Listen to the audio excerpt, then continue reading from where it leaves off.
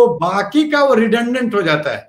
इसको जैसे diminishing utility एक लॉ है इकोनॉमिक्स में कि भाई आप आपको प्यास लगी हो तो पहला ग्लास पानी का आपको बहुत मजा देता है, लेकिन सेकंड ग्लास इतना मजा नहीं देता है, थर्ड ग्लास इतना मजा नहीं देता है, और एक ऐसा भी ग्लास होता है जहां पीने से और आपको बुरा लगता है, अब पी नहीं पाते हैं। आपको टेस्टी से टेस्टी फूड दिया जाए लेकिन आपको बहुत ज्यादा दिया जाए तो बुरा लगने लग जाएगा।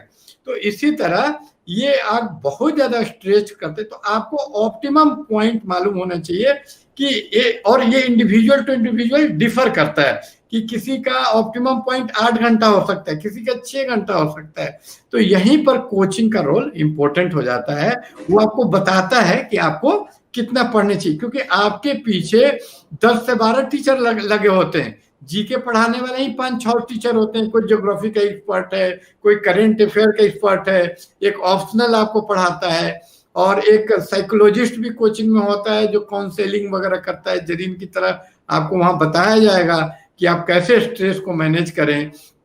और अभी इसको श्रिंक बोलते हैं, तो कोई अमेरिकन मूवी आपको नहीं मिलेगा जिसमें श्रिंक यानी साइकोलॉजिस्ट की चर्चा नहीं हो। अमेरिका में श्रिंक, तो श्रिंक का इतना इंपॉर्टेंस क्यों बढ़ रहा है कि आजकल हम लोग झूठ मूठ को अपने आप को बहुत स्ट्रेस कर रहे हैं।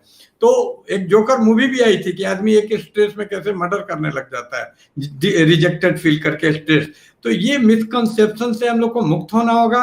और स्ट्रेस कम करने का एक तरीका तो बताया मैंने कि मिथ और मिसकंसेप्शन नहीं, clarity the key word is, मैंने पहले भी बोला क्लैरिटी रखिए। एक स्पष्ट आदमी इतना स्ट्रेस नहीं होता है। स्ट्रेस का सबसे बड़ा स्रोत है कंफ्यूजन। जब आप कंफ्यूज होते हैं, दिशाहारा होते हैं, आपके पास डायरेक्शन नहीं होता, तब ज्यादा आप मेंटली स्ट्रेस हो जाते हैं। आप देखिए कि जो आदमी कंफ्यूज है, जिसको नहीं पता चल रहा है कि हम किधर जाएं, वो आदमी ज्यादा आपको टेंशन में मिलेगा। और जिसको दुखी है, इसलिए दुख और स्ट्रेस एक ही चीज नहीं है। दुखी होना फिर भी ठीक है, स्ट्रेस होना ज्यादा खराब है। दुखी आदमी को पता है कि हम दुखी हैं। जैसे देखिए कोई माँ बाप मर जाए तो वो दुखी होता है, स्ट्रेस नहीं होता है, लेकिन एग्जाम फेल कर जाए तो वो स्ट्रेस होता है, फ्रस्ट्रेटेड होता है। तो दोनों में एक क्लैरिटी होना चाहिए, अपने खुद को समझना है। कबीर साहब बोलते हैं आत्म ज्ञान बिना सब सुना। अपने ज्ञान के बगैर सब सुना है। सबसे बड़ा तो खुद का ज्ञान है। तो अपने आप को जानिए कि मेरा नीड क्या है। ये सबसे ये नहीं कि किसी ने बोल दिया कि मैं 12 घंटा पढ़ता हूं तो आप भी 12 घंटा पढ़ने लग जाइए। तो ये, और दूसरा जो उपाय है स्ट्रेस कम करने का, वो है टेक हेल्प ऑफ अदर्स। आप कोचिंग का मदद लीजिए, ट्यूटर का मदद लीजिए, दूसरों का मदद लीजिए। स्ट्रेस अलेटमेंट यूपीएससी की तैयारी में आप देखिए आपका स्ट्रेस शून्य, जीरो की तरफ चला जाएगा। तो ये 2 स्ट्रेटजी आपको अपनानी होगी।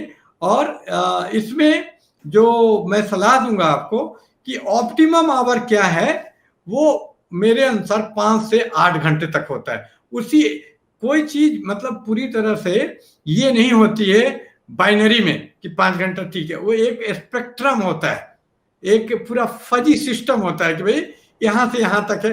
उस फजी सिस्टम में आप कहाँ लोकेटेड है 5 से 8 घंटे के बीच में।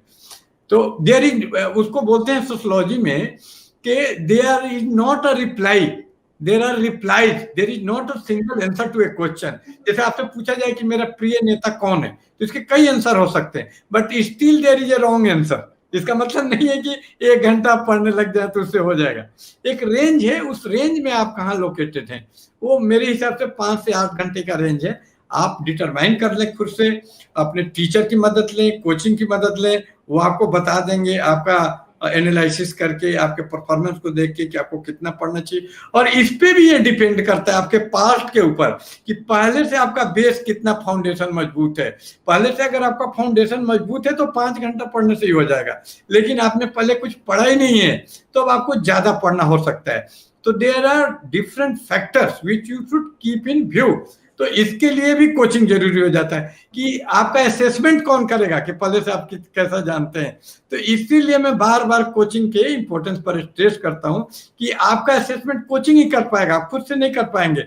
आपके पास वो एग्जाम का सिस्टम नहीं है, क्वेश्चन कौन सेट करेगा, आप खुद के लिए तो क्वेश्चन नहीं सेट कर सकते।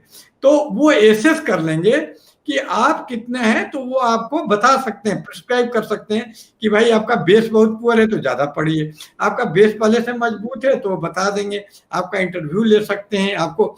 इसीलिए जो एडुकेशन है, पेडागोजी, शिक्षा शास्त्र है, उसमें सबसे इंपॉर्टेंट चीज होता है स्टूडेंट असेसमेंट।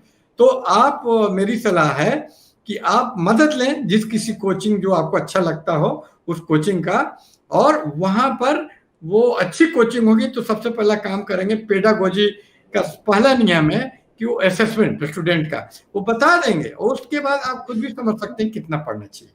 जी ठीक है।